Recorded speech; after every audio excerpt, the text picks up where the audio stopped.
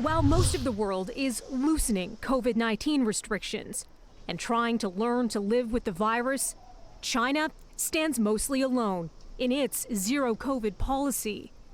And that has waves of residents saying so long to cities like Shanghai and farewell to their homes and memories.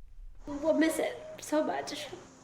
It's those little things, you know, the person who hands you your dumpling, the person who, all these people that you see on a daily basis that are just part of your rhythm here. I just want to capture those memories and take them with me.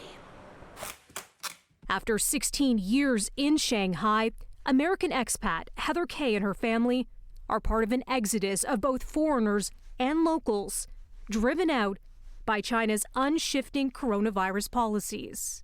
Policies that have led to 2 years of strict curbs, border controls, and crushing lockdowns. For many, the most recent lockdown was the final straw.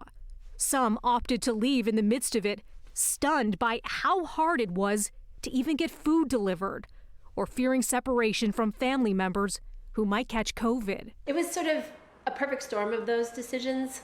You know, being based here, so many people can't really do their jobs anymore because they do require so much travel. According to the European Chamber, the number of foreigners in China has dropped by half since the pandemic began. The number could be chopped in half again this summer, with few international workers coming in to replace those who are leaving. Heather and her husband moved to Shanghai from New York in 2006 for a one-year adventure. 16 years later, they both speak Mandarin, run businesses there, and own a home. For their daughters, this city is the only home they've known. I would describe Shanghai as just like my home, really.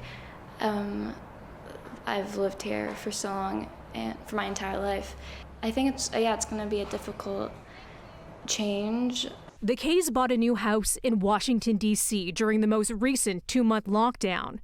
Upon landing in the U.S., Heather and her daughters all tested positive for COVID. But none of them has regrets about their move and the uncertainty they leave behind. I think that that's going to be a real challenge for Shanghai to grow that population back if they want to. For City News, I'm Melissa Duggan.